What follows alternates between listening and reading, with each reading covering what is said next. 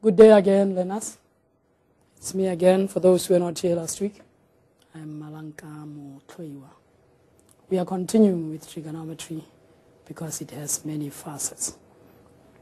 Last week we dealt with double angles. In other words, one composite angle made up of two angles. We'll meet them in some guys today. But today we are looking at the application of the rules: sine rule, cosine rule, sine rule, cosine rule, and area rule. And we are looking at 3 dimensions. What you are looking at, that paper you are looking at, is 2-dimensional. It has only length and breadth. 3-dimension would also include height or thickness or depth. And that is what we'll be looking at. You will notice that we almost always have 2 triangles. One of them is right-angled. The other one is non-right-angled. This is where the rules come in, especially the sine rule. Now if you look at the diagram that we have in front of us here, it is said that from point A, the angle of depression to B is x. And the angle of depression from the same B is C. From B, the angle of depression to C is W. Now, the x you see that I've written here, comes from the fact that this line is parallel to that line. Look at the Z, which is what you must do when you get a diagram. Complete the sides and the angles using your axioms and your theorems. Now this stopped here. But let's first look at the first question. It says, write ACB, angle ACB, in terms of W and Y. Now let's look at the angles. You are not given this angle here. You are given this one. Okay? But if you continue with this triangle here, you will realize that you have the Z here. This is Y. This will be Y. This angle there will be Y. But at the same time, vertically opposite angles are equal. Then you have Y. So in this triangle, this, that, then you have your Y and you have your W. And use your knowledge of angles of a triangle. That ACB, the one we want to write in terms of the others, plus W plus Y will give you 180, from which ACB equals 180 minus W plus Y. That answers your question. There is a reason why they have given you this, because you are going to need it when you solve this. RTP stands for required to prove. What do they want us to prove? That AC, this side here, is equal to AB sine W plus X over sine Y plus W.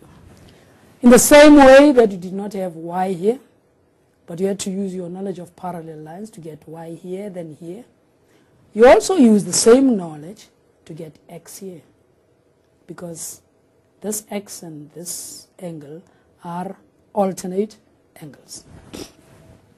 And now, in this triangle ACB, which is non-right angled, you need to involve AB. Why? Because it forms part of what you need to prove. So it's AB over. Now, let's clarify one thing about opposite. What do you mean when we say a side is opposite another? If this angle is theta here, okay, the easier way of remembering which side is opposite to theta, it is made up of this arm and that arm. This third side, which is not part of this angle, is opposite to the side. If you had alpha here, this part is part of this angle and it is adjacent. It is opposite theta but adjacent to alpha. So you have AB, it will be opposite. It is not part of ACB, so it will be opposite ACB. But ACB is equal to 180 minus W plus Y. So it is AB over the sine of, maybe we should write it down here. Where does all this come from? It is actually AB